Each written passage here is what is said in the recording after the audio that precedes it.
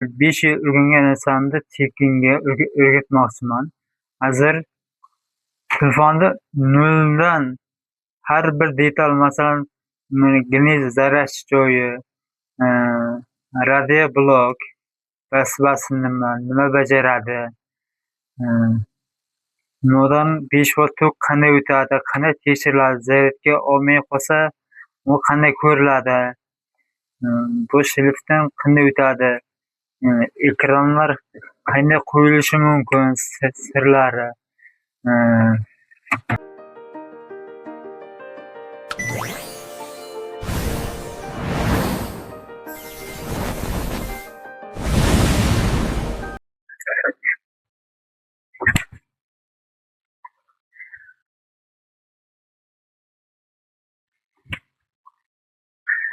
Assalomu alaykum. Master Pro kanaliga xush kelibsiz. Telefonlarni ta'mirlash va sovish, ekran kodlarini ochish va programma qilish haqida gaplashamiz. Bu video chiqarishimdan maqsad hozirgi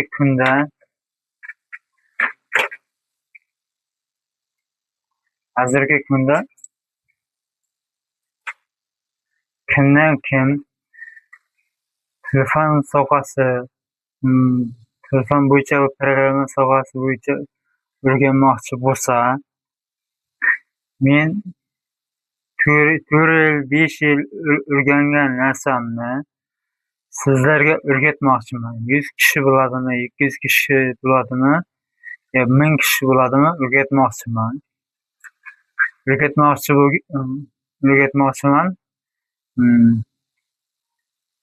Shu videomni ko'rib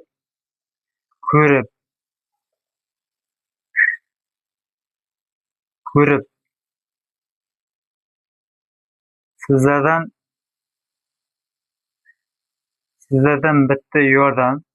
Men bilim sizlarga, masalan, bir xil aytadi, menga obuna bo'lsang, telefon beraman, pul beraman, sovg'a beraman deydi. Men unday narsa sizlarga berolmayman, lekin sizlarga bitta narsa beraman. Men o'z bilimimni sizlarga berishim mumkin. 7 yil, 4 yil, 5 yil o'rgangan narsamni sizlarga berishim mumkin. Bitta narsa. Sizlardan bitta yordam. Shu YouTube kanaliga obuna bo'lib, aktiv bo'lib, har bir chiqqan videoni ko'rib borsangiz, telefon sohasi bo'yicha noldan o'rgatib boraman sizlarga onlayn.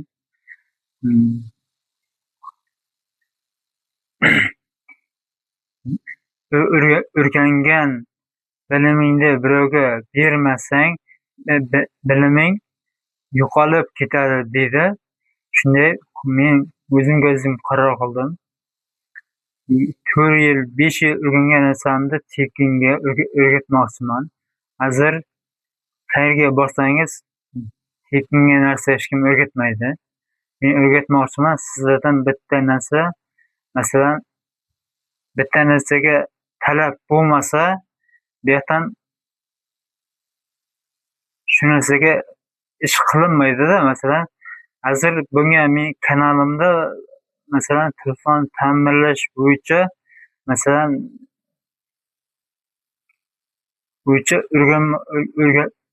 o'rganmoqchi bo'lganlar talab yo'qda. Masalan, aka, men o'rganmoqchiman, men programma sohasini o'rganmoqchiman, bir videoni chiqaring, bir uni qiling degan talab yo'q. Shuning uchun bir videoni YouTube'ga joylayman.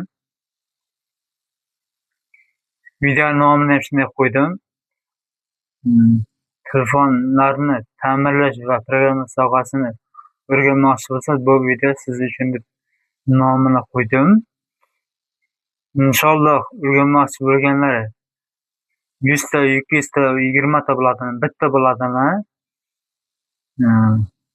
talab bo'lsa kommentariyaga yozsalaringiz, men o'rganmoqchiman, men programma sohasini o'rganmoqchiman desangiz, men ikkinchi videoni boshlayman, chiqarib boshlayman. Men masalan bir kunga 2ta, 3ta, 5ta, 10ta obunachi kelsa, kunlik video darslik chiqarishga harakat qilaman. Kunlik video darslik chiqarishga harakat qilaman. Masalan, men bitta video qo'yamanda, qancha miqdorda video ko'riladi, unga like bosilsa bosiladi, bosilmasa shu kommentariy yozilmaydi. Keyin men nima qilishimni bilmayman. Keyin men qanday video chiqarishimni bilmayman. Talab yo'q.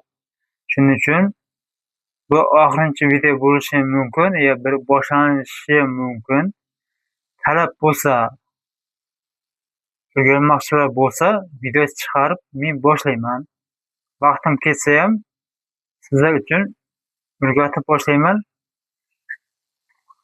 Telefonni noldan har bir detal, masalan, gnez zarach joyi, radio blok, vazifasi nima bajaradi,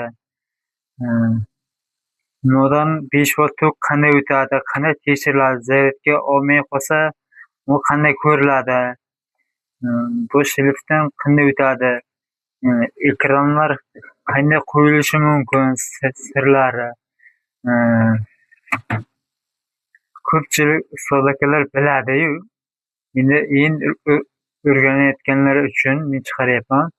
Bu yerdan har bir detal, har bir mikrosxemalar vazifasini qo'yib chiqaman. Tuzilishi, telefonlar qanday tuzilishi, rezistor, kondensator va hokazolarning vazifalarini qo'yib boraman. Sizlarda yo'q narsa menda boshqa professional ustalarda bor. Bu telefonning sxemasini o'rganmoqchi bo'lganlar uchun dasturi bor, programma dasturi bor. U yillik, masalan 6 oylik, 3 oylik bor. U pulga sotib olasiz.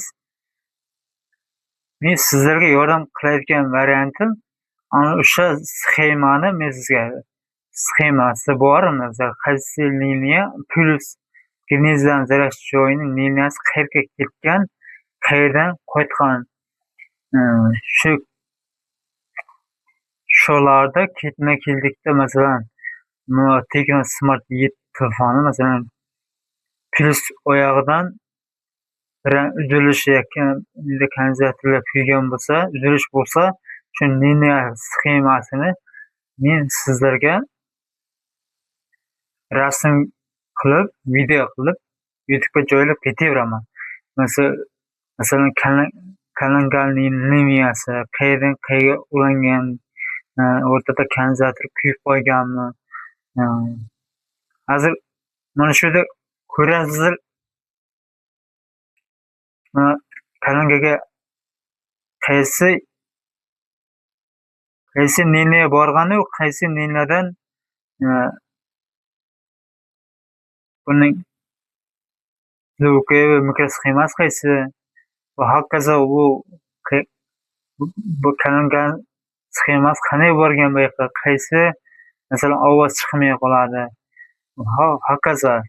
Shular o'rganmoqchi bo'lsalaringiz, shu sizlardan bitta YouTube kanaliga obuna, like bosasizlar, kommentariy yozasizlar. Mendan bilim va telefonni kompyuterni shu yo'ldan o'rgatib boraman. Yana qaytarib aytaman, sizlardan hech narsa menga kerak emas, faqat obuna bo'lib ketsalaringiz bo'ldi. Unda videolarimni ko'rsalaringiz, like bosib ketsalaringiz bo'ladi. Kamerasi ishlamay qolsa nima qilish kerak? Bu hokazo, telefonni kasalligim ko'p-ku. Mana batareykaga zaryadga kelmasa nima qilish kerak? Bu hokazo. Programma sohasida programmasi yetib qolsa qanday qilinadi? qaysi telefon, qaysi programma yaxshi,